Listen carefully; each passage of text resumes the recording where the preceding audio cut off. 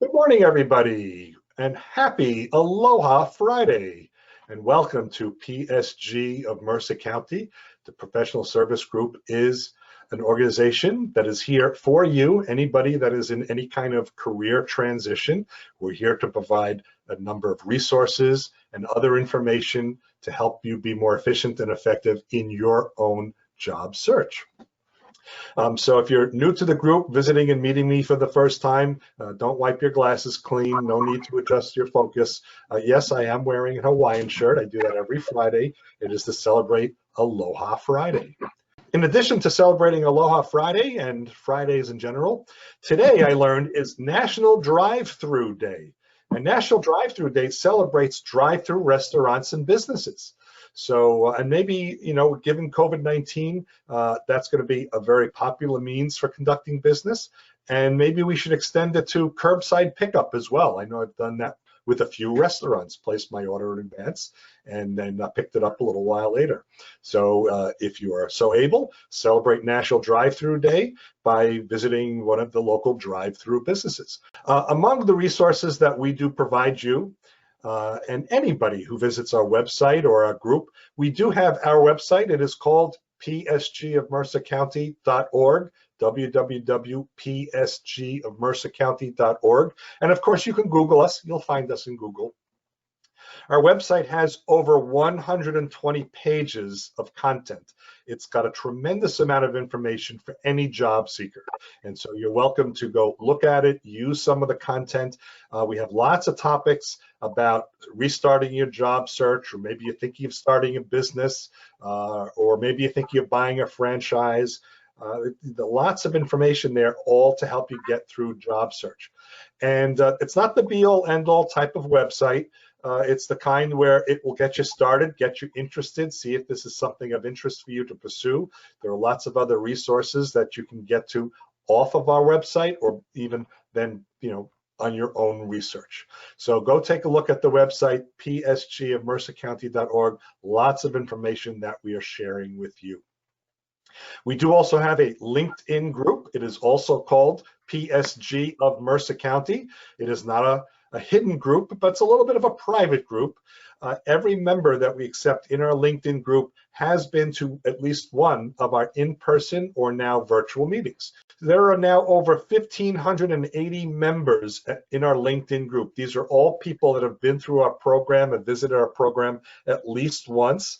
And so it means that as you join, or if you join our group, you are essentially extending your connections by at least 1,580 or up to 1,580. So it doesn't matter how big your first degree connections are. When you join groups, you can contact those people that are in your groups, even though they're not your first degree connections. And what's nice is there's a good chance that people that are part of our LinkedIn group, when you reach out to them with a question or concern, that what will happen is they will get back to you. There's a better than average chance that those people will get back to you. Another thing we do like to do is we do like to celebrate landings. And so it is, of course, a little bit difficult to actively do that. So if you are someone who has recently landed, if you'd like, use the chat and just let people know, hey, I've landed, and we will virtually applaud for you. And I did get an email from one of our members, and he did just let me know he landed. Not sure if he's joining us today or not, but wanted to let me know, which I appreciate. So we do have one landing recently.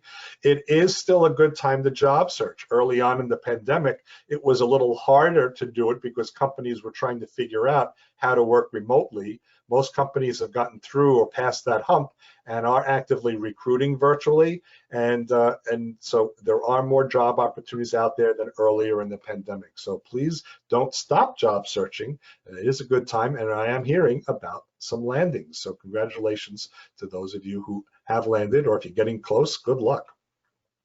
So just before I introduce Ed, want to let you know a couple of the ground rules.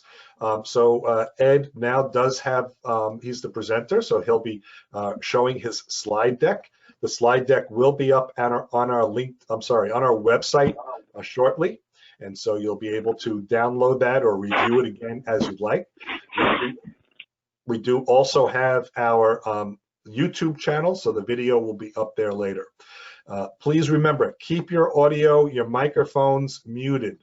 There's buttons at the bottom of your GoToMeeting screen. One is called mic, M-I-C. Make sure that it's muted. It should have a line through it. So please make sure that's the case. We want to make sure that any background noise doesn't interrupt the program. It can be something as simple as clearing your throat, or maybe the garbage truck is going by and is very loud. So we just want to try and minimize that. You can keep your video off or you can keep your video on. It's your choice. It's what you're comfortable doing. No worries about that at all. Ed does like to keep his presentations as interactive as possible. So what we're going to be doing is we're going to be using the chat for questions and answers. The chat is a button in the upper right corner of your screen. It looks like a little comic book or cartoon bubble. And so in there, you can chat or type a message. When you do that, I'd suggest send your message to everyone, not just to me or not just to Ed, because we'll both be looking for the question. And if you look at that, you'll see there are a few people that are putting some good morning messages and all that. That's very nice. Some people will put their contact information. It'll make it easier for Ed and I to see your questions if ahead of your question, you actually type the word question. So if you have a question about, what's the best way to format your headline, if that's the reason, you'll put question. What's the best way to format my headline? That way it'll be easier for us to spot it. We don't want to miss any questions. And we'll probably be taking mini pauses or mini breaks every couple of slides so that Ed could keep your answers to your questions as current to recent slides. So we'll be taking breaks. Either Ed will be looking at it or I'll be watching the chat as well. Okay, so those are our kind of ground rules for the meeting today. And I will then say it's just my profound pleasure to welcome back Ed Hahn. Ed is a recruiter and he's a job seeker ally with a passion for networking and helping professionals return to the workforce. As a veteran of several industries, including publishing, financial services, and software, Ed has a keen understanding of and appreciation for the skills and traits valued in a wide range of environments, regulated and otherwise. Although he came to recruiting 8 years ago, Ed finds fulfillment professionally as a recruiter, and that the diversity of his prior work experience is a great boon in connecting people from a broad range of industries and experience. Ed is active in his community. Ed helps facilitate job search groups like New Jersey Job Seekers in Princeton, and he's actually previously served as the executive chair of PSG of Mercer County, and the online community manager for the HR networking group Wine and Dine. He recently conducted a stretch as an adjunct instructor at the Princeton Adult School, where he led courses about LinkedIn. The holder of a Bachelor of Arts degree in English Literature from Albright College, awarded in 1993, Ed is an avid social media fiend. So PSG is pleased to welcome back our favorite job seeker ally, Ed Hahn. David, thank you very much for the welcome. It's always a great pleasure to be able to present to PSG. I've been involved in some capacity with PSG now for 11 years and change, which sounds strange to say, but it's remarkable to me that it's actually been this long. So it feels like only a month ago that I was going to the UI office in Trenton to meet with folks on Friday mornings. So it's always a special thrill for me to be able to come to PSG. Absolutely thrilled to be here again. So as David mentioned, I typically like to keep this very interactive. As you can see, I do have a deck. I will try very hard to keep an eye on chat. I'm not always be great about it. So if you feel like I have missed something that you feel is particularly relevant to the slide that we're talking about, please call it out. Repeat if you have to, because I want to make sure I'm addressing your question or concern. Because otherwise, why are you here, right? So let's get started, shall we? Good morning, PSG. I am so happy to be here. We're going to talk about Beyond the Basics 2020. Now, I've made some. Those of you who've seen me present before, I'm sorry. You must be masochists. but there are some new stuff I really want to talk about this morning, and I think is really powerful. Here's some background on why I'm the guy here. This is who I am. This is who I've been. Those of you who are interested in finding out how long you've had a LinkedIn account, here's how. You go to this privacy and settings page. When you bring it up, this is what you're going to see. Very simple. So if you're running GoToMeeting non-maximized, go to your favorite web browser, whatever you're using, go to LinkedIn, click on the Me button in the upper right, and get the drop down, and you'll see the settings and privacy tab. And this is what you're going to see, except obviously it'll have your information, not mine. And then you'll see I've outlined in red, member since October 24, 2007. So for those of you who are interested in that sort of thing, that's where you find it.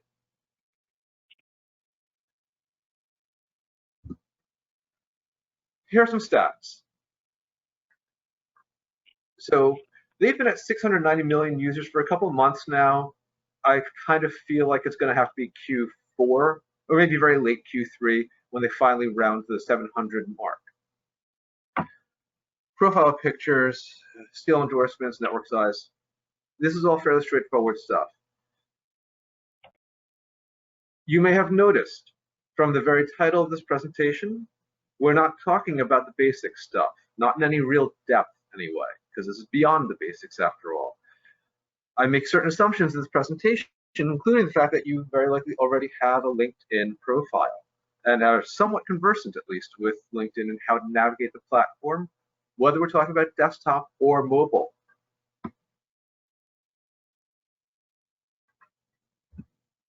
Here's what we're going to talk about. Something old, something new. And then because I loved this part of it, we're going to have some Q&A, of course. This is kind of very much a staple of how I present.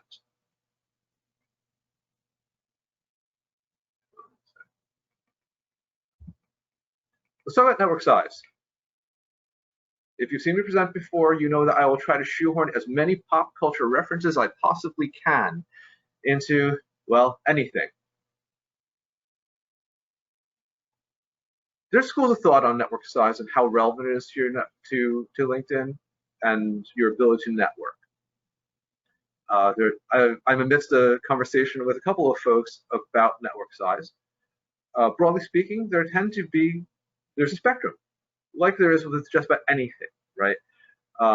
There's a group of users who identify themselves as open networkers or Lions, which is an acronym for LinkedIn Open Networker. They connect with anyone and everyone. The challenge is that sometimes depth of connection can be hard. There are the lone wolves on the other end of the spectrum. Winter is coming. The depth of connection is strong. These are people who only connect with people they know well. And then for the most part, most of us are somewhere in the middle, you know, where the depth of connection might vary. You know, you might have people you've worked with your entire career versus someone you've met this morning at this event. And most of us in the middle will connect where there's some kind of mutual value that seems clear.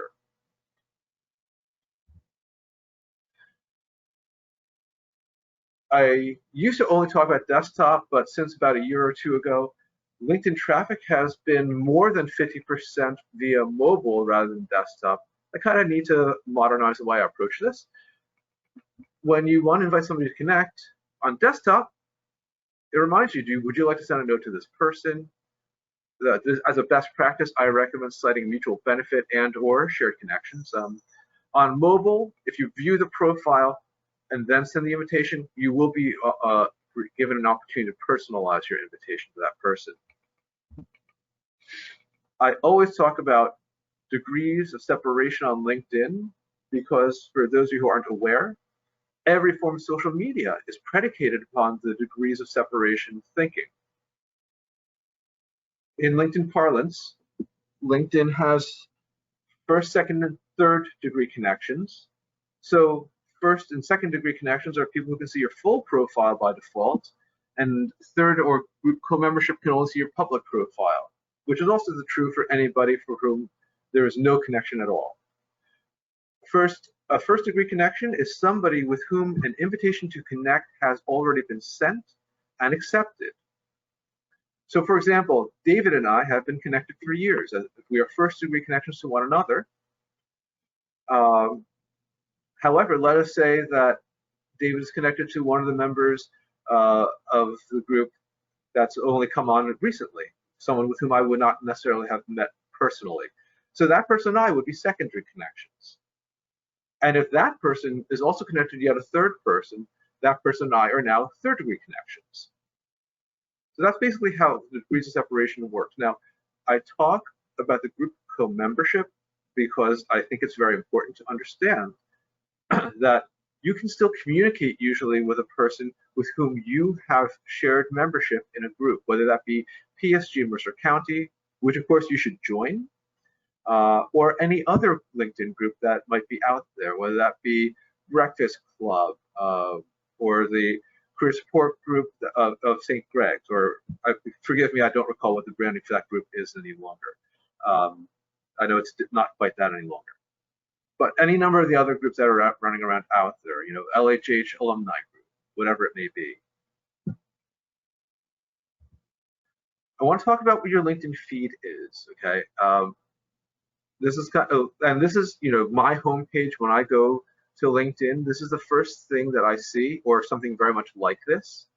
You know, along the left-hand side, you have a snippet, a tiny little fragment of my profile, just kind of a quick, hey, here's what we're telling people about you.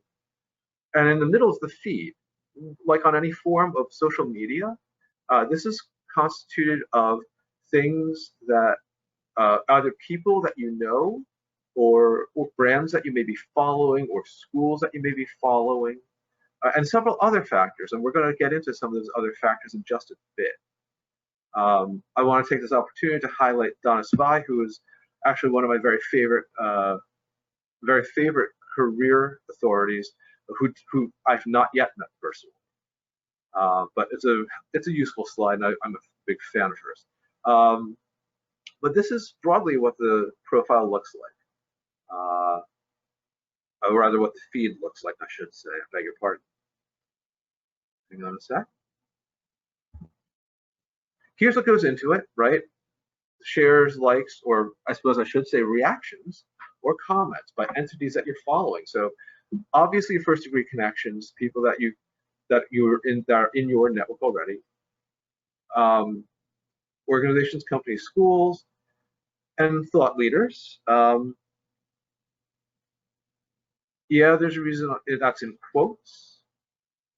I think that's a term that's been horribly overused, but it's still relevant, and I haven't really thought of a better way to characterize them. We understand what this means anyway.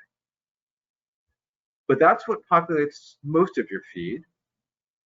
But we're going to talk about some other stuff now, because you can train your feed on LinkedIn. I think that's very important.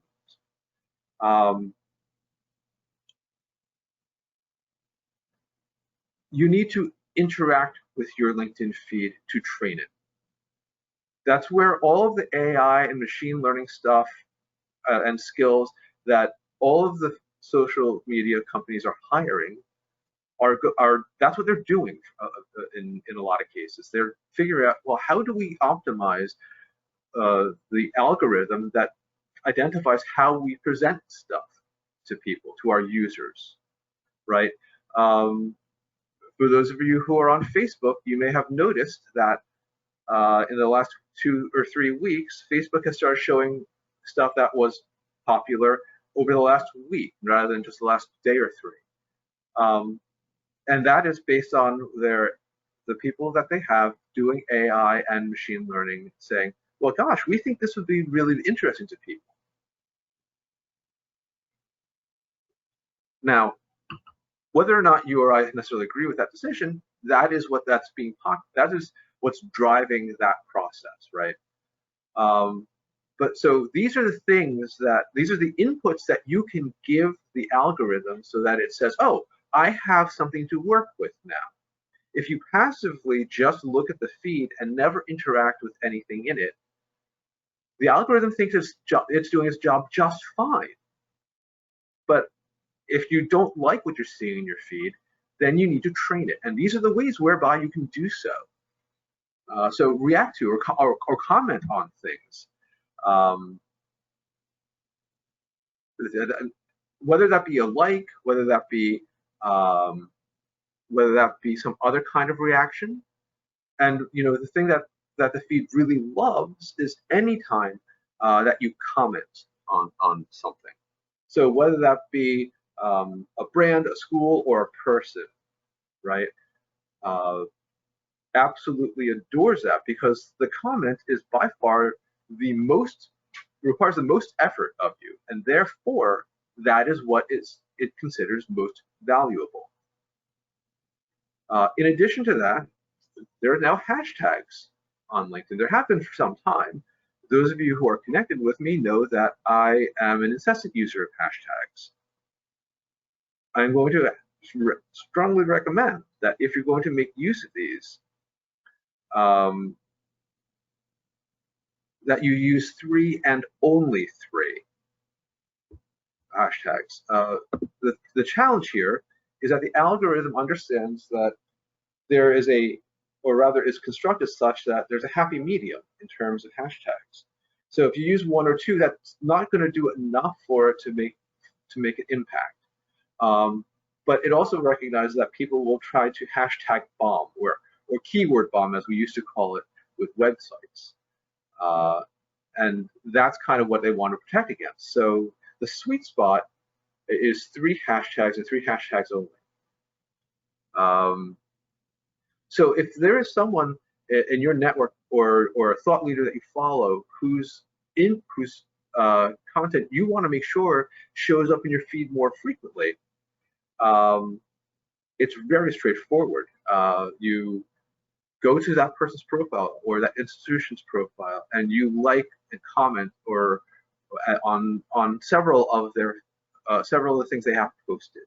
I see that there are 2 questions. I'd like to address those real quick before we go any further. Yep. Hang on just one moment, please. Yep, I see one from Joseph about indexing. Yeah, hold on a second. That was a little while back. Let me push back. Yeah, it's 10:14, or if you want, I can read it. Yep, I'm looking at it now. Okay. So Joseph, that is a great question. Those of you who may not have seen the question Joseph is asking, the indexing on LinkedIn used to be very primitive. To bring a profile to the top, you would have to repeat a keyword as many times as possible in your profile. Has that changed and become more intelligent? And that is an excellent, excellent question. So Joseph, as I understand it, the way that people are going to find a profile on LinkedIn, the way that I find profiles on LinkedIn for that matter, is I will tell LinkedIn, hey, I want to find these specific things. And where you put these keywords has a tremendous impact. The places that really are most rewarded are going to be your headline, are going to then be in the about section, what we had until Q1 called the summary section of your profile. And then everything else, largely indistinguishable mess thereafter. I believe that, yes, it does still reward that to some extent. I am sure that they have somewhat penalized it. So if, for example, you were to use a keyword and just have nothing but that keyword repeated endlessly in the about section, that the folks at LinkedIn have said, well, this is clearly not right, and we want to address that in some fashion. I'm not acquainted, unfortunately, with what that sweet spot might be, Joseph. Very good question. I will need to research that myself to find out. I'm afraid I really can't go any further into that at this point, but that's as much of an answer as I can really get to for you. I'm very sorry. And Dom, you also asked a question earlier. Hold on just a minute. Let me scroll back to it. It's at 10:24. Thank you very much.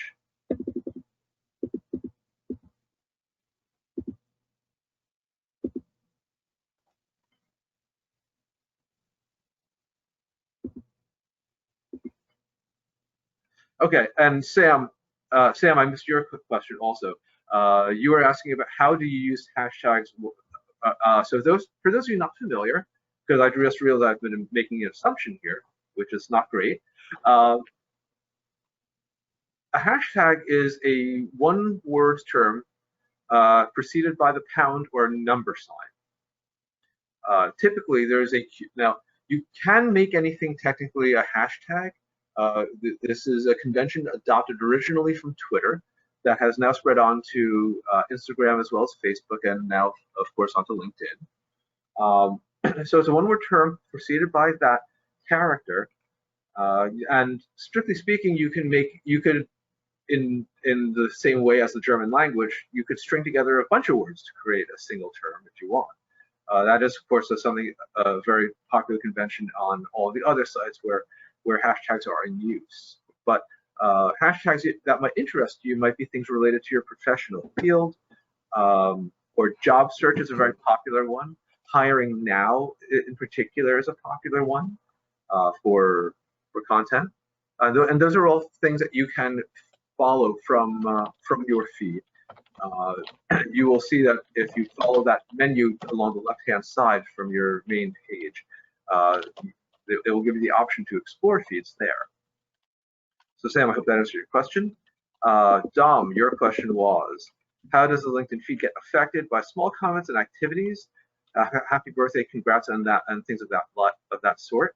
My understanding is that doesn't. Comments on a status update do not impact the feed. They have, as far as I can discern, zero impact whatsoever. It is the comments, it is the hashtags or reactions to the posts themselves that have that effect. Although, hang on, now that I'm rereading. Okay, so Dom, let me clarify that statement, because there's two things that you could be talking about here, and I want to make sure I understand. I'm speaking to your meaning.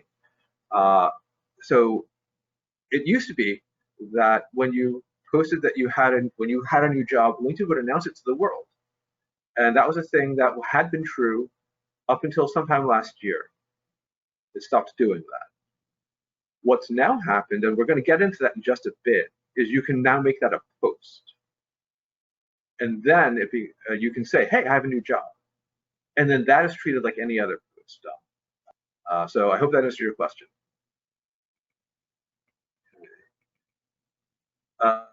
David, have I missed anything? Yes, so I'll just read these fast. Nancy has actually two together. We'll take them together, I think. Are hashtags and comments recognized by the algorithm? And does the algorithm care? Hold on. And does the algorithm care about the content of your comment? Great question, Nancy. Thank you very much. So number one, no. Comments. Hang on. Hashtags and comments are not really recognized by the algorithm.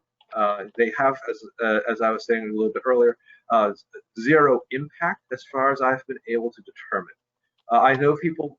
I've got one friend, really nice guy, really smart guy, very knowledgeable, and a trainer himself on LinkedIn, that does it anyway. I think that for him it's a branding item rather than necessarily trying to impact how the algorithm interacts with things.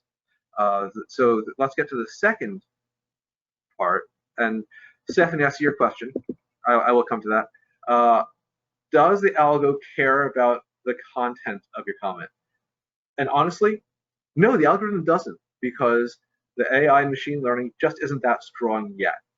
It doesn't understand nuance. It doesn't understand subtext. That's a very difficult thing, very tricky thing for a lot of people to grasp. So the algorithm certainly is much poorer at that sort of thing than humans, right? And Stephanie, thought leader, yeah, same thing as an influencer. I'm showing my age there by referencing thought leader. But since that's still a term that is used in business writing, I figured it would be easier. Okay, let me see. Terry has a question. Is there a library of hashtags that is recognized by LinkedIn? Terry, very good question. Thank you. Yes, there is a curated list of hashtags recognized by LinkedIn. Nothing prevents you from creating one yourself, but but yes, there is absolutely a curated list. And if you are looking to make sure that the post that you're putting out there sees maximum eyeballs, then you are best served by working off of that curated list. And you can again find that from the profile summary that displays on your main page along the left-hand margin towards the bottom. Okay. Charlie has a question. Is it okay to use hashtag when commenting on a posting that leads to your postings or article? You know, that's an interesting question, Charlie. I don't know that that's an etiquette question in that since the algorithm doesn't actually respond or interact with hashtags and comments, I don't know that anyone actually cares terribly, to be frank.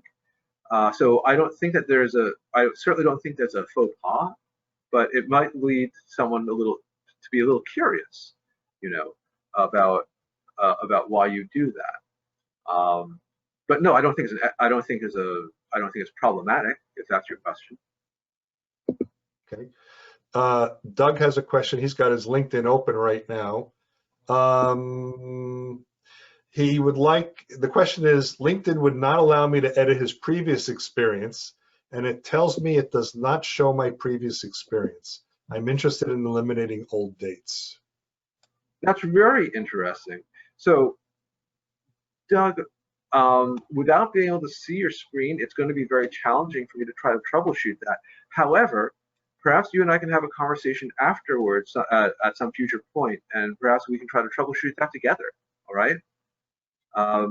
The structure of the presentation doesn't really allow me to drill down into this in a meaningful and substantial way in the way that it needs, frankly. But why don't we connect afterwards? All right? Simha has a question. If you mention a person in your comment, does that affect the algorithm?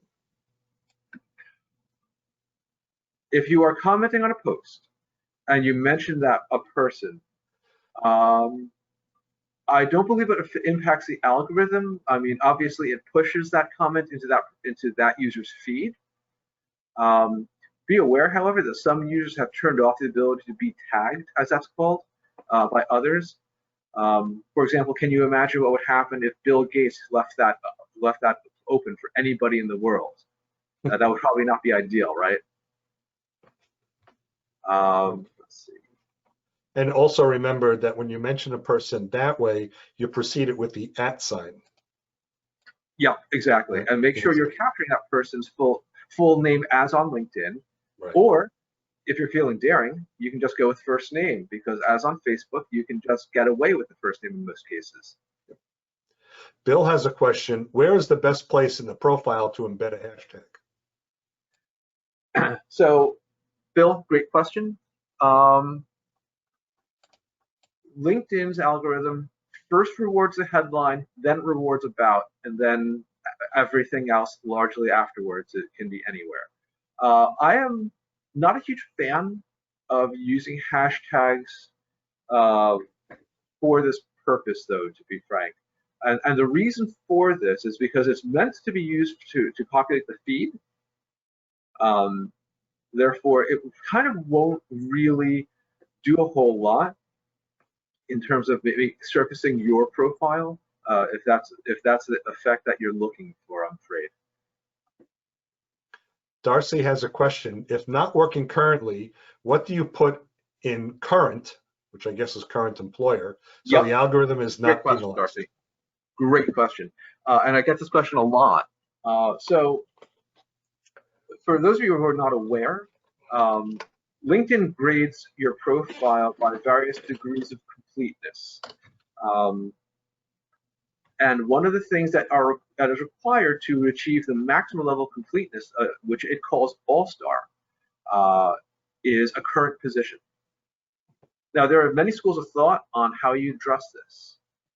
Some people will say actively looking for work, and then basically put out a value proposition about what kind of work you are looking to do or do again, and explain what your geographies are, etc., industry, that sort of thing.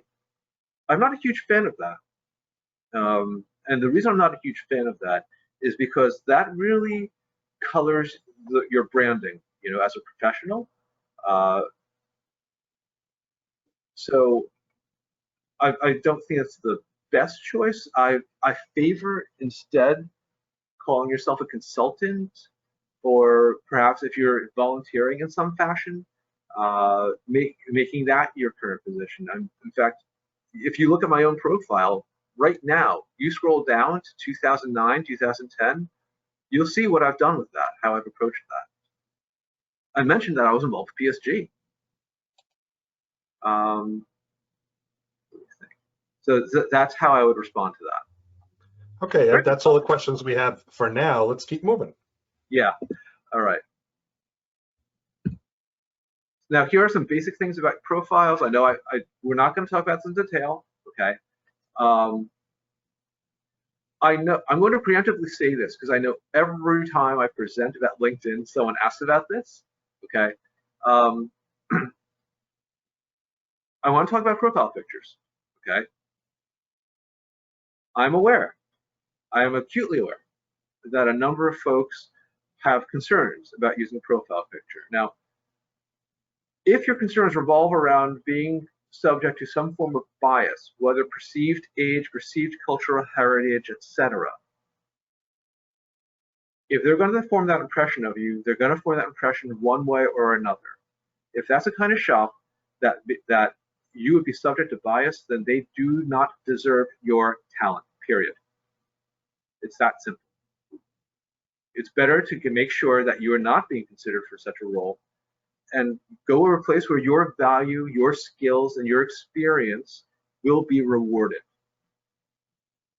Because sooner or later, someone's going to see what you look like, make that kind of poor judgment, and nothing will have been different, unfortunately. So now, for those of you who have concerns, for those of you who have had identity theft issues and are very anxious about this, I understand and respect that concern. Please be aware that without a profile picture, your profile will not be considered 100% complete. You will need to make a very careful judgment about how you want to proceed here. Please be aware that the user agreement for LinkedIn does specify that a profile picture needs to be a headshot. For the longest time, your headline could only be 120 characters. That changed last year, I believe it was, and then it became 220 characters, but you had to be using the iPhone app specifically to get access to 220 characters. But as of a couple weeks ago, this is now available on desktop also. And no, Android users, we still don't have it. But now at least, everyone has access via desktop. So that's something at least. I am a huge, huge fan of making maximal use of opportunities of that sort.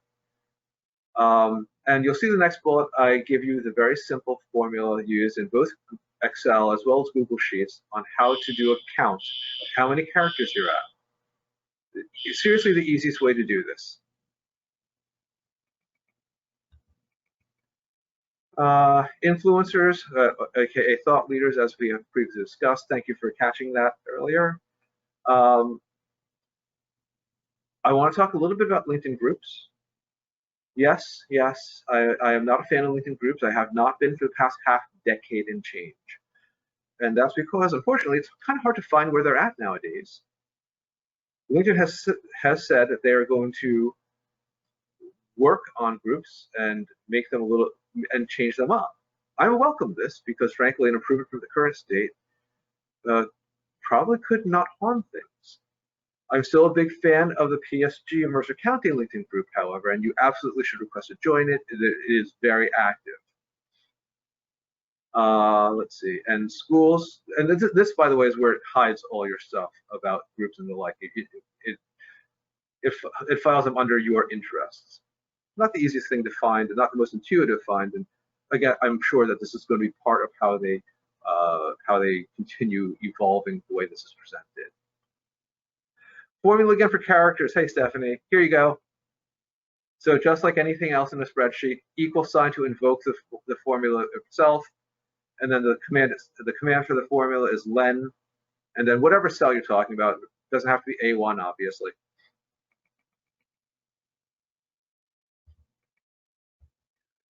I want to talk a little bit about your LinkedIn profile dashboard. So if some of you may not be familiar with this, let's see, hang on a sec. Did I? Huh, strange. I used to have a slide on the dashboard. I'm terribly sorry, that appears to have gone away. And I'm not sure how. It must be a technical issue.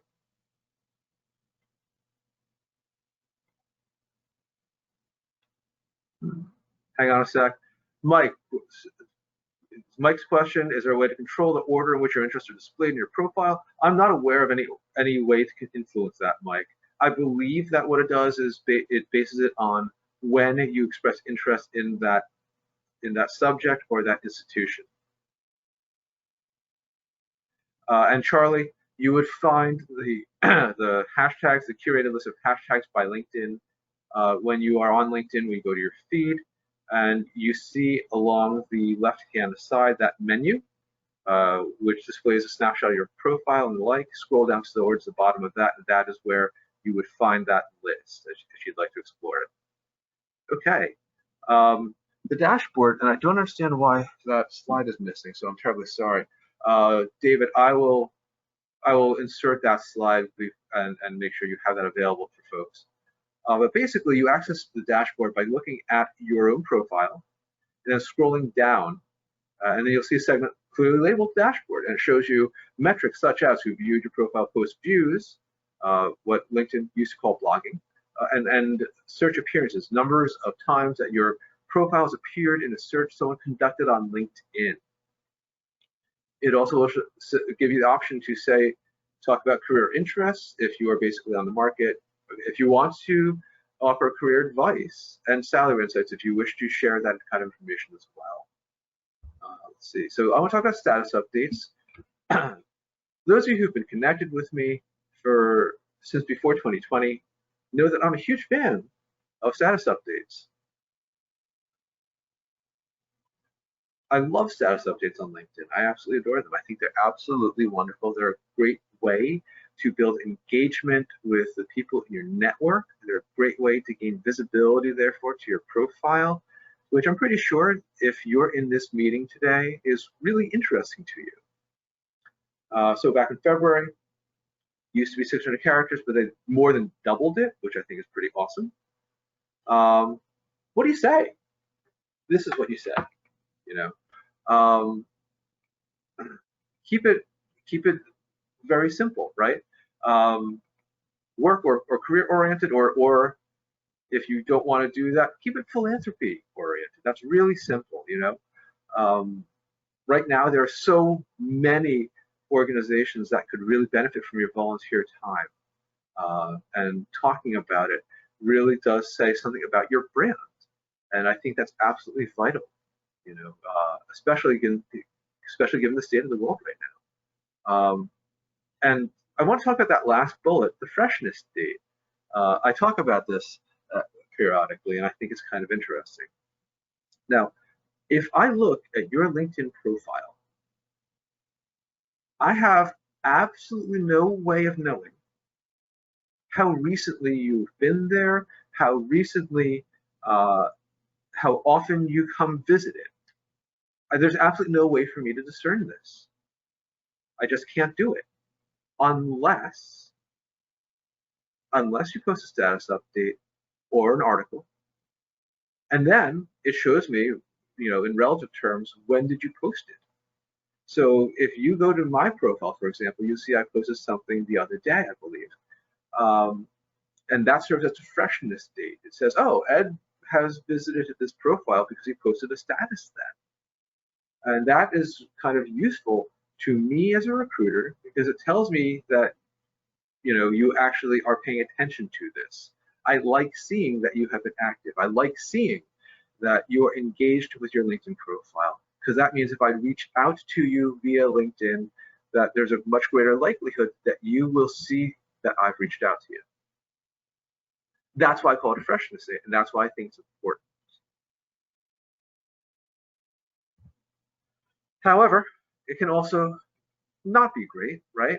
I mean, I think we've all seen instances where someone does something on social media, not necessarily LinkedIn, could be any form. Heaven knows there's countless examples of this.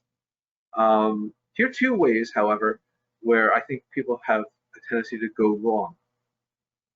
I'm active on Twitter.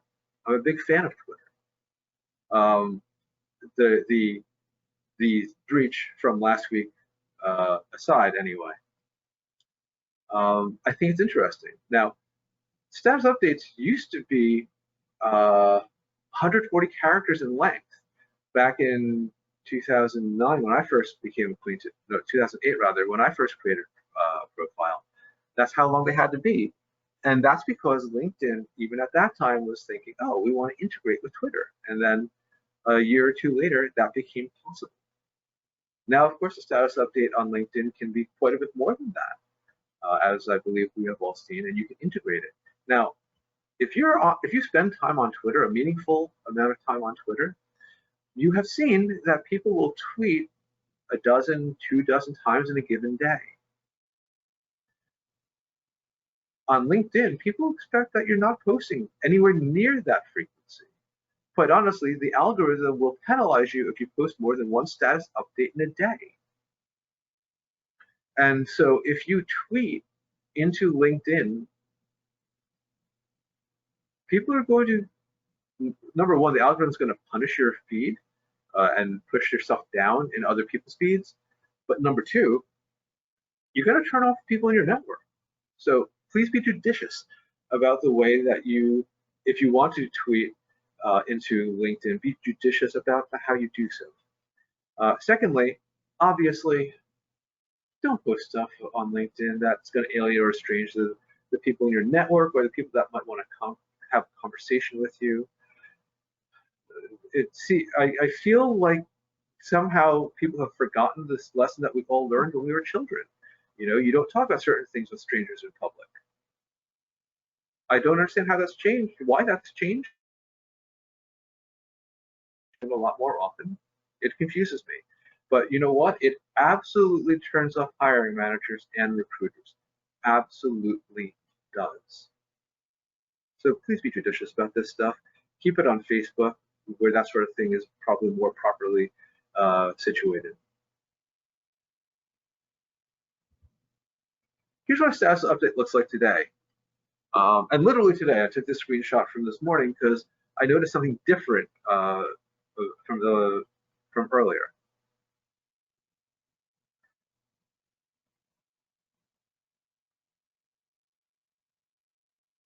Sorry, I'm being distracted because I'm looking at a question from Nancy.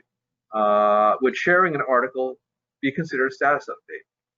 So Nancy, that is a very, very good question. Thank you for asking it. And Sam, I'm not unmindful that you also have a question.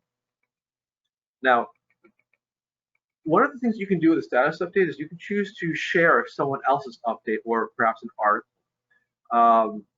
And yes, that would constitute a status update, but very specifically in the case of sharing someone else's status, I don't believe it has an impact. It's not clear to me why, but the algorithm cares extremely little about reshares. It's strange because you would think that you are posting something and thereby associating your brand with someone else's, and so that there's a certain presumption of the halo effect, right? Because I'm endorsing this when I share it. It would be the way that it would look in the real world. But there you go. It doesn't appear to much care about that sort of thing. Now, Sam, your question. That's really for general information. Yeah, that's fine. So chat, this presentation, other information will be on the PhD of Mercer County website later. Okay, and Tatiana, I see your question. So where is the status update option? Very simple. You go to your feed. Hang on a sec. I think I was slide with the feed earlier, didn't I? Tatjana, right here. Right here.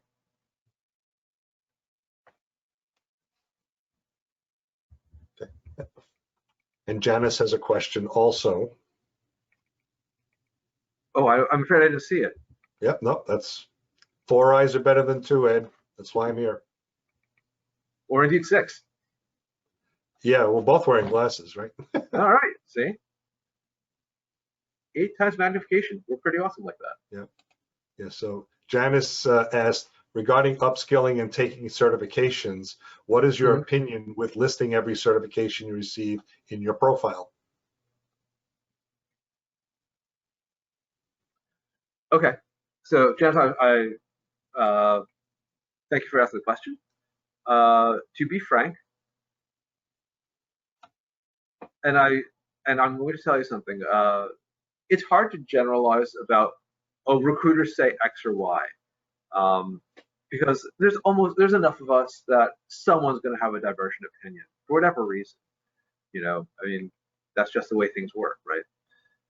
Having said that, just about every recruiter I know, and I myself, am not a huge fan of certifications in an area in which you have no hands-on experience. I also recommend that your LinkedIn presence be a curated one.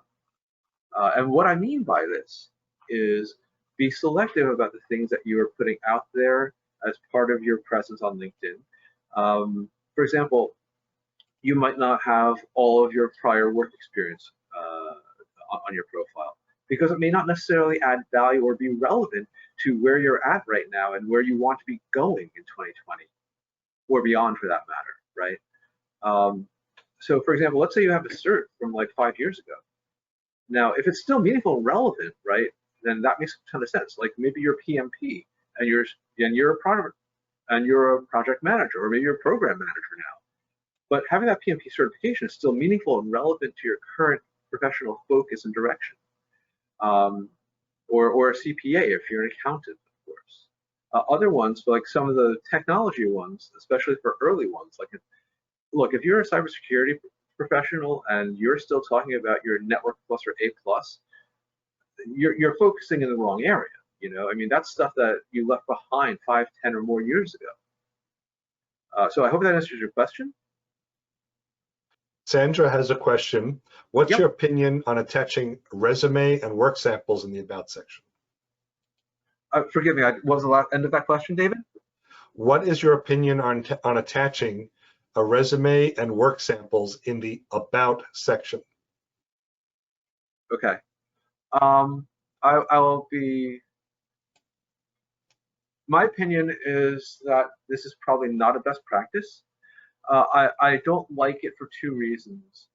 Number one, if your resume is going someplace, I think it behooves you to know where it's going, and so that you have some measure of being able to communicate with the person who found it interesting. I mean, that just makes sense to me. Okay, if you're interested in my resume, great. Why? And can we talk about it? Are things that that's how I would respond, certainly, to someone expressing interest in my resume. Having said that,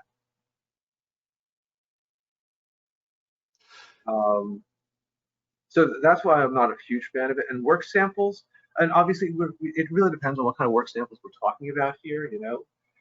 If these are things that could function as like a white paper or something of that kind, things that, you know, you're not losing something as a consequence, sure, that makes sense. Or if you have like a blog or a personal website, you might include a link to your profile that way, and which makes it a little bit tidier.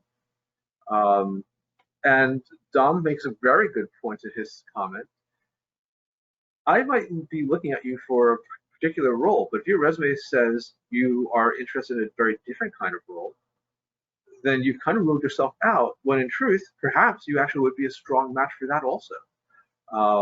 So Dom, that's a really good point, and I appreciate your mentioning So those are the reasons why I don't think that adding a resume to your profile is sensible. Work samples, depending on the kind of thing it is, as long as someone isn't realizing some commercial benefit from it, then yeah, of course, that could be sensible.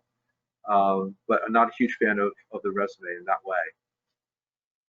Nancy has a question. So would sharing an article be counted as your online, would sharing an article be counted as your one status update for the day? I'm concerned about being penalized for sharing too much.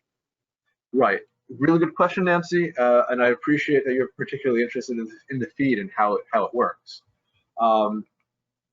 So I would say to that, for example, if you are sharing something that someone else had posted, that should have zero impact.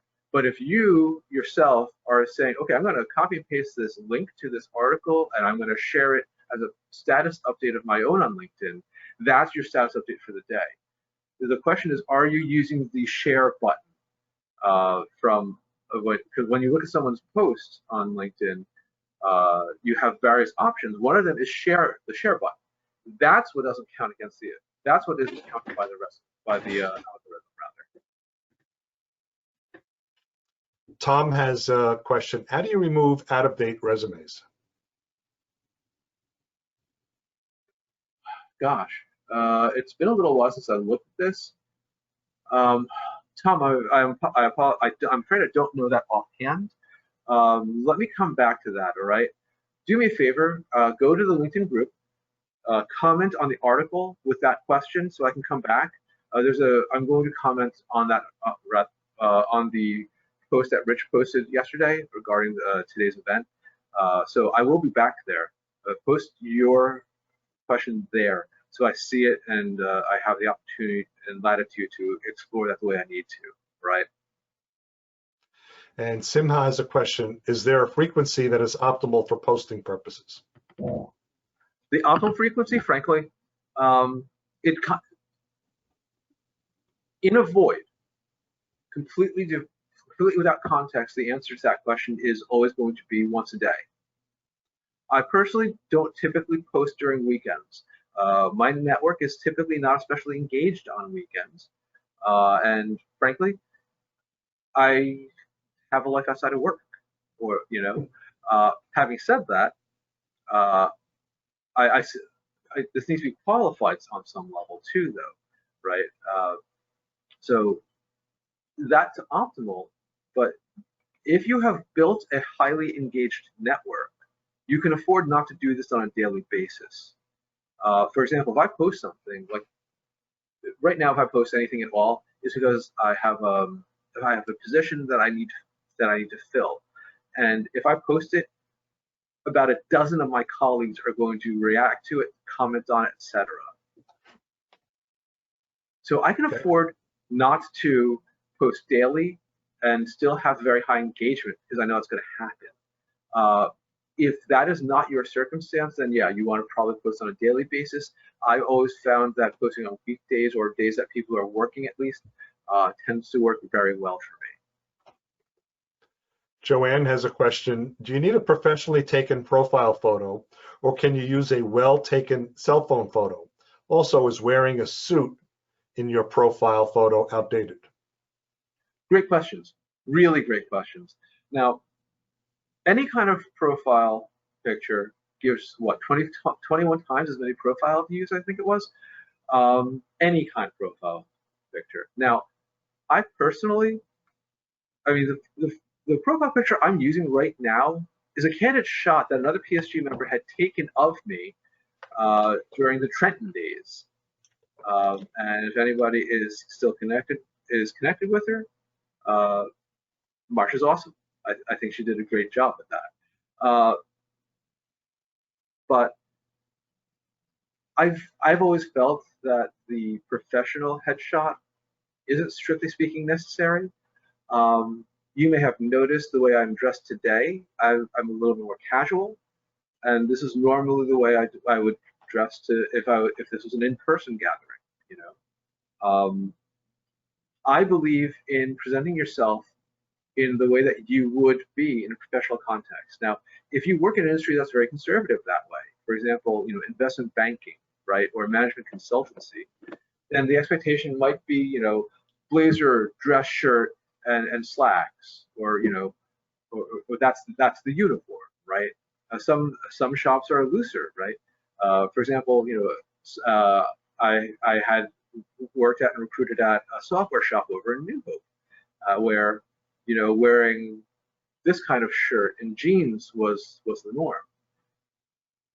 So I think it's very context sensitive, Joanne. It really does depend, I think, on the way you wish to be perceived. What is your brand, basically? Pat has a question. He wants to know what creates freshness date. Is it just status updates, or does it include profile updates, comments, shares, etc.? Great question, Pat. Thank you. It typically only includes your actual status updates, or if you have shared someone else's. Okay. All So right. good. Let's move back to the slides. Let's do. All right. So this is what a status update looks like, everybody, and you all know how to find it now, since we went back to that slide and we can all find it. And I like, and this is something that has changed somewhat recently in the past couple of weeks. So I want to draw your attention now to the 6 options that are available. You can celebrate an occasion, and this is, by the way, what I was talking about earlier when I said you can tell people that you have a new job, kind of your landing statement. And this is an opportunity whereby you can do so. So if you click on the celebrate an occasion event, that's where you would do it. Or if you got a promotion or things of that kind, you would click on that first option in the upper left. Oh no, excuse me, add a job rather. Celebrate an occasion would be things like your birthday or a milestone of some kind, however many years you've been at such and such organization, that sort of thing. You can find an expert, you can create a poll. I believe this is in the process of still being rolled out, meaning that not all users have that. So not all options, not to sound like a fast food commercial, but only available at participating locations, so to speak, okay? But I think Create a Poll has been rolling out for some time, so it may actually be available to everybody by this point. I will actually need for folks to tell me if you do not yet have this option. You can share someone else's profile if you like, and offer help. So these are some really interesting options that I think are cool. And one of the things I'd like to draw your attention to in particular is offer help. It will ask you, like, very specifically, what kind of help would you be able to offer? And in particular, Gary, I don't know, Alex, if you're here today, but certainly I think that this might be of interest to you guys. So this is what a status update looks like. 1,300 characters. Have at it. And Ian, yeah, I know. All right, so let's talk about hashtags, okay? And I have to be honest, anytime I can gratuitously work in the word eschew, I will do so with a smile on my face and a song in my heart. So again, we talked briefly about this earlier, right? About hashtags and optimal use thereof. Just use 3. If you're going to use 3, make sure you're actually making relevant ones, okay?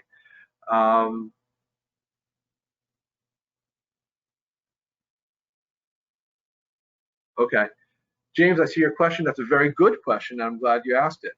So, James, and for those who haven't seen it yet, when ready to hit send post, do you send to anyone or connections only, and thereby, control who can see it, who can see what you're about to submit or post rather. And I think it really depends on your purpose. It really depends on your purpose. For example, when I post stuff, on my own account, I am right now only posting stuff about a job I want to fill. About a hiring manager has a job and I'm trying to help him out and find the right person for it. So for my purposes, I want to cast as wide a net as I possibly can. It behooves me to do so because I want to make sure the right person has a chance of seeing it. Now, you might want to be more selective for whatever reason, right? Maybe you're just by nature a more private person, you know? And hey, that's great. That's how you roll. That you do you, you know? But it's very, very much context dependent, I feel. So James, I hope that answers your question. Let's see. Now, I want to talk about this. This is something new. Open to work. Basically, what this will do is you have the option to say, hey, I am on the market.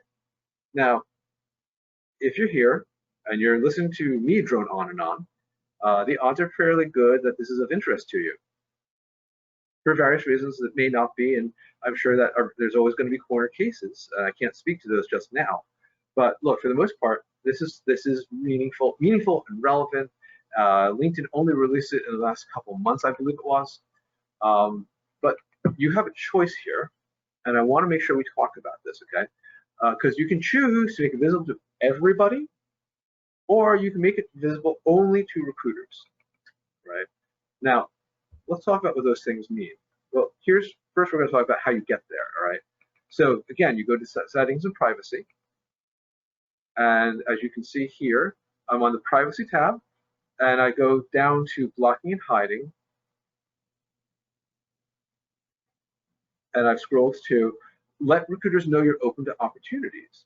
And I'm happy in my job. I only started doing it in December, so I've only selected yes, just so you can see what it looks like, okay? I want to draw your attention on this slide to below my headline, which, as you can see, I'm now leveraging those full 220 characters, where it says open to new job opportunities.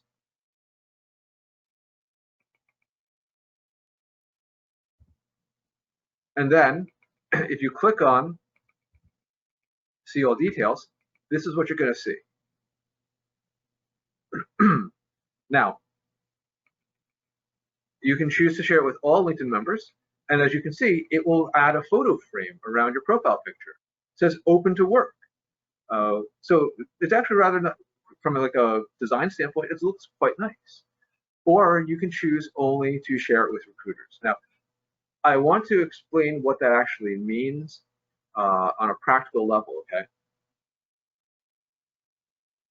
As you may be aware, LinkedIn offers 5 different kinds of what they call premium accounts. And basically, these are paid accounts. When I am not a recruiter using the LinkedIn Recruiter product, I go with the basic account.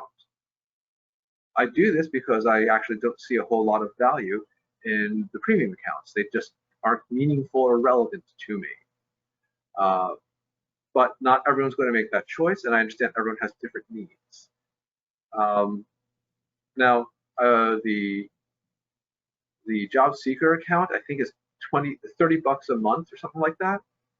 And you get access to a number of things. You can search LinkedIn users to your heart's content. You get a couple of in-mails each month, and you get access to LinkedIn Learning.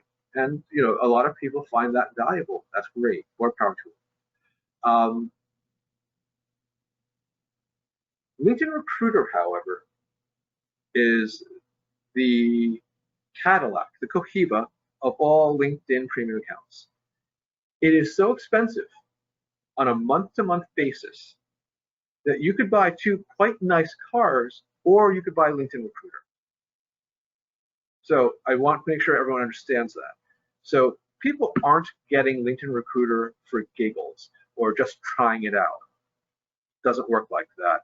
A LinkedIn salesperson is going to try to sign you up for at least a 12, if not a 24-month term. So that's a fairly expensive proposition. Therefore, it's typically used by either corporate recruiters like myself, or by very successful, well-established external recruiting shops.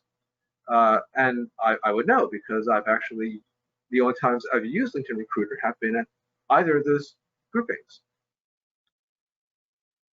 If you share only with recruiters, that's what it means when you say open to work, but only recruiters. It is, if you are currently employed and you are burning a sick day or PTO day to be here today, please be aware, it is theoretically possible for a recruiter working for your organization to see that you're open for work. It is possible if you have made the mistake of not correctly identifying your current employer on your LinkedIn profile. The way you protect yourself against that is to make sure you find the company page on LinkedIn, and that is the name you should be using for that employer. If for some reason you want to deviate from the way that name is represented, that is absolutely Jim Dandy fine. Go ahead. But it needs to tie to the company page. That's how LinkedIn tries to protect you.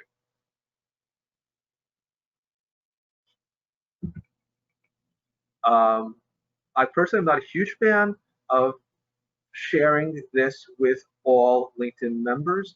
And the reason I'm not a huge fan of it is because, again, it tends to dominate your branding, because it creates that frame around your profile picture. It is literally going to be the first thing people see. Before they even see your face, they're going to see the frame because it's brightly colored. So if that is something you want to do, great, more power to you. Just make sure you're making that decision advisedly, fully informed about what choices you are making, okay? Now I see I have a couple of questions here, so I want to go into that real quick here. Let's see. There's one from Yvonne. Yep, here we go. Is it effective? Okay. Yep, to post to several groups. Is it effective or a good idea to post to several groups? I'm just reading it out loud so it's on the recording. I've noticed when I post to several groups, the same posts show up several times in my activity. Okay. So Yvonne, I want to make sure I'm understanding the thrust of your question properly, because what I think I'm hearing, and please comment if I've misunderstood you, is, will this be helpful to me in my branding efforts on LinkedIn? That's what I believe I'm hearing in your question. If that's not correct, could you please chat and help me course correct in terms of how I respond? But presuming that is indeed what you mean, in my experience, posting to groups is only really valuable in that it makes you seen by the people in those groups or in your network as a reliable source for that kind of content. For example, on my Facebook feed, I have a tendency of posting 1 or 2 cybersecurity articles on a daily basis. Some of the people in my network, including an actual cybersecurity guy, have said, oh, that's actually something I need to worry about. People know, therefore, because I've been doing it now for a year plus, that I'm going to do this. I'm perceived, therefore, by those people as a useful source in that way. But it doesn't do a whole lot in terms of anything else, other than those people know that I will probably be presenting that kind of information to them. I think that's only meaningful and useful in that you find really interesting content and you want to make sure more people see it. I personally would probably be more inclined to share that as a status update on my own, and perhaps tag people in 1 or more of those groups.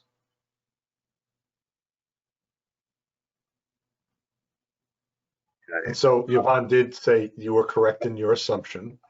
Okay. And Lisa has a question. Since LinkedIn changed the open to work option, you can no longer be open to all without picking the frame. I cannot find a way to be open to all without picking the frame. Any tips? So Lisa, unfortunately, I'm not aware of any way to avoid the frame. I believe this is very much what software developers would call a feature, not a bug. They think that that is the greatest thing since sliced bread because it's the latest thing they've rolled out pretty much. So I'm afraid I have no tips because you want to do something that LinkedIn doesn't want to allow, I believe. And I see, hey, Jim. So the question is, do you recommend making and posting a brief professional intro video? Yeah. Let me think. I'm trying to remember her name. Someone I know had done this, and it was really interesting. I thought Lisa Case. Yes, thank you. I couldn't remember her name. Lisa, thank you. Great networkers think alike. So yeah, Lisa Kasdan posted something. Gosh, I want to say it was January or February maybe when she did it. About a year ago, yeah. Yeah, and I thought it was terrific. I thought it was absolutely wonderful. And I think that it can be fantastic. And the reason that Lisa's video I thought was so great is it showed her personality. You know, it showed her enthusiasm. Like if you've ever had a conversation with Lisa Case, who you saw in that video is exactly what you get. You know, and I thought that was absolutely fantastic. So if you're going to post a video, please, please, please, please show some personality. There's nothing worse than someone doing this. Hi, my name is Ed. I'm looking for a job, and I used to be at such and such employer, and I'm looking for a similar kind of position. Thanks. Seriously, is that someone you actually want to look at? Is that someone you want to engage with? Heck no. Heck no. Look, you need to have personality. You need to stand out because there's a lot of bad and boring video out there. And yes, that is redundant. Boring is bad. But you want to do several takes and get some input because there's a fine line between being entertaining and being too much. And it's really hard to gauge from inside. So like when I present, I try to bring who I am outside of the lectern or the screen to that experience. I don't know how successful I am at doing it, but I like to think that's what I do. And Jim, I've met you. Heck, we've been colleagues. I know what you're like in person. Be that guy in your video. Be that guy, because that guy's pretty freaking awesome. All right. Frank has a question. For a person in transition and seeking to land a job, do any of the premium memberships offer any value? Like pretty much every recruiter, I have a complicated relationship with LinkedIn. As a job seeker ally, I particularly have a complicated relationship with the job seeker premium account that LinkedIn offers. Up until LinkedIn Learning became a part of that account, my answer to that question was very simple. No. Ignore it, avoid it, skip it. Waste of your money. That's what I always said. And the reasons I always said that were the primary benefit at that time of a LinkedIn Premium account was the fact that you had in-mails. And in-mails, to be clear, for those of you who are not familiar, are messages that go to your message inbox on LinkedIn, but also are delivered to the primary email address that you have associated with your LinkedIn account. That's what an in-mail does. And I think the job seeker version gives you 5 or 10 in-mails each month. Now, the in-mail's premise, its value proposition, is that it guarantees a response. And what they mean by that is not that some LinkedIn operative is going to come to your house, hold a gun to your head, and say, respond to this. That's not the way it works, obviously. What they mean is a money-back guarantee. So if someone doesn't respond after 30 days, they will credit you with a new in-mail. Here's the thing. I don't see the in-mail having value for most job seekers. And the reason I don't is because, very simply, most organizations that offer their employees email, which is to say pretty much all of them of any meaningful size, follow one of two naming conventions for the email address. Either it's going to be the ISO standard, which is name.surname, or some of them will, or increasingly more of them will use first initial surname, which gets real tricky, I imagine, for people whose last names are things like Smith or Jones. But it's not that difficult to find. And quite frankly, if you really want to know how a given organization structures its corporate email, go to Google, type email format, and then the name of that employer. And the first 5 hits should get you where you want to be. That's why I've always said that it's not meaningful. Because look, you don't want that person's personal email. You want a person's work email address, right? You want to network with that person, or that hiring manager, right? It's fairly straightforward. It's become the job seeker premium account has become more valuable with LinkedIn Learning, with the various, with the increase to the commercial search limit. Now that you can search, now that you're paying to search the platform, that's also meaningful and valuable sometimes for folks. Yeah, but honestly, I did there on this, frankly. I don't want to give you a yes/no answer because I don't think that's responsible of me. For some people, it will make sense. For some people, it will not. And again, it's I think very context dependent. What your needs are will drive what makes sense for you, right? So I know I'm kind of trying to have my cake and eat it too with that answer, but that's really as honest as I can be about it. All right, thanks, Sid. Why don't you finish the slide deck, then you leave open time for Q&A. Sounds good. All right, so this is what so this is what the open to work thing looks like. So where I work for a company called Semlar FSB, which has, I think, 4 or 5 offices distributed across Ewing, New Jersey specifically, with one more office elsewhere in Mercer County. We also have an office over the water in Bucks County, in Yardley specifically. I'm a corporate recruiter there. I have now been there since the beginning of December. They have been a really interesting bunch to work with. The recruiters I'm working with there are absolutely fabulous people.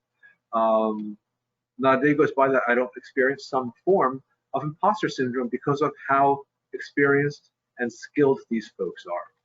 Seriously, it's a little intimidating when I log in in the morning. I have a particular need for 2 very specific kinds of skill sets. I need a senior auditor who would, during non-quarantine conditions, sit in Yardley. That person would ideally have some kind of certification. CPA, of course, is the gold standard there as far as my colleague is concerned. This is not my requirement, rather a friend's. And my own rec, I'm looking for a data engineer. I need you to have 10+ years on the Microsoft BI stack. If you do not know what the Microsoft BI stack involves, you are not the right person for this. But this position would sit in one of our offices in Ewing. And if you are, or you know someone who's the right match, hit me up. That's why it's in the slide deck. Alrighty. Now, let's see.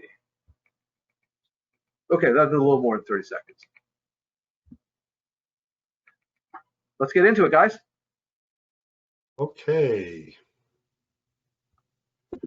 So from Mike, what are your thoughts on temporarily keeping your profile showing you as currently employed with your most recent employer after you've been severed?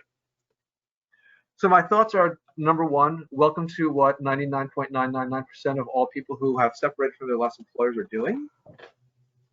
But let's be honest, I certainly have when I've made unexpected exits from past employers. Everyone expects this on some level, right? No one is going to hold, there's no LinkedIn police, there's no career coach police that are going to come after you about that, Mike. We all do it. The question is, how do you want to pivot away from that at some future point? So, like, if it's been like a month or 2, that's one thing, right? When it gets on to like 3 or 4, you need to have a better solution.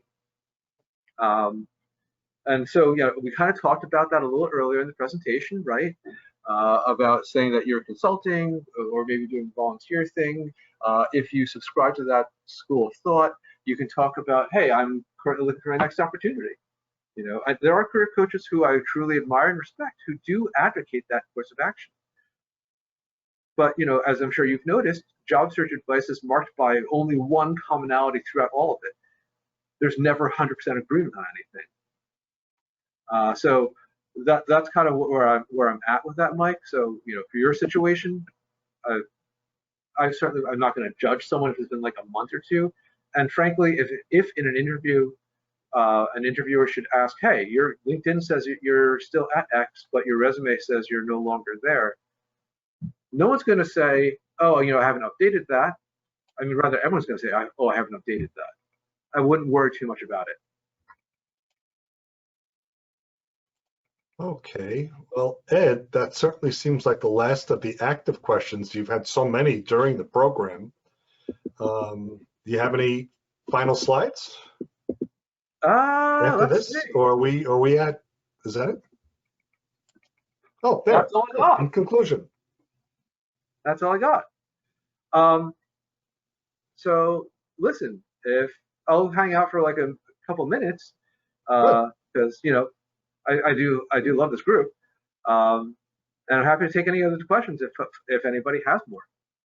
Okay, so and also even when we in a few minutes formally end the meeting, I do keep the session open for a little bit of virtual networking. So Ed, you're welcome to hang around as much as your schedule allows. But first of all, I just want to say thank you so much. It's always a pleasure to have you come back to PSG of Mercer County and present. But in addition, your topics are so relevant, you're so knowledgeable with LinkedIn, and I'm so appreciative that you're able to give us your time. So thank you so much. Pleasure. Just a couple things, the things about don't put posts that alienate. I guess those in general are topics of like, sex, politics, and religion. Those are probably the topics that you want to keep away from. If it'll anger anybody at the Thanksgiving table, you probably don't want to post it in LinkedIn. So just kind of use that. There was a gentleman that I knew through our group. I see him occasionally. He has very conservative political views. That's fine. I don't object to him doing that. But he was posting so much of those on LinkedIn. He told me a story that his employer asked him to stop because they didn't want his very strong political views associated with them as a company. So it's not that they disagreed with his ability to do it, but they were just concerned about how the brand impacts them. So just be, a little bit aware of that. The LinkedIn Learning is certainly an option. They have lots of learning options that are there. You certainly can try a premium version of LinkedIn free for 30 days, see if it's worthwhile, and then cancel it. There may be discounts that you can find as well. But another place to find learning websites would be on our PSG of Mercer County website. We have a tab, a menu item called Professional Development. And on there is a link for e-learning sites. We have links to 38 e-learning sites. And so the PSG of Mercer County website is free. A lot less than the $29.99 a month. Now, it is possible some of the learning sites have their own subscriptions, but at least you can pick and choose exactly the classes or the programs that are most interest to you. You may want to look there first before committing to a long-term agreement with LinkedIn. I did post in chat a blog post that I wrote several years ago. If you need to email someone when you don't know their format, the email format, there's some tips and tricks for doing that. So please look at the link in chat. Now, by the way, the slide deck is in our website right now. The chat will be there shortly, and it's on our meeting presentation documents page. On the right side of the website, psgofmercercounty.org, there's a link called Meeting Presentation Documents. Just click there and you'll be able to get access to the information from this and all of our former or prior presentations. We're recording this video. It will be available on our YouTube channel, if not later today, by tomorrow morning. Just before we wrap up, I want to let you know what's coming up in the next couple of weeks here. Next week is July 31st. Michael Carr will be here. Mike will be talking about the advice from the other side of the table, practical job seeking tips from a hiring manager. So today, very interesting, we got a position or perspective from a recruiter and not just a job seeker ally, which was Ed. Mike is a hiring manager, and he'll give you his perspective as well. So that's next week, July 31st, right here at 10 o'clock. And then August 7th, the following, Tony Calabrese will be here. He is a career coach, a 5 o'clock club career coach, and he will be talking about your professional assessment. If you're struggling to figure out just what it is you do want to do or should be doing moving forward, a professional assessment may be a good idea for doing that. That's on August 7th at 10 o'clock. To remember that George Pace does post on Facebook. He has live webinars, and they're all recorded as well. That's on George's Facebook page, facebook.com/keeppace. And a couple of other groups coming up in the next week. Our cousin organization of ours, PSG of Central New Jersey. They're presenting virtually on Mondays at 10:30 in the morning, and our friend Paul Sakala will be there. And he will be talking about components of a background check. That's Monday, the 27th at 10:30.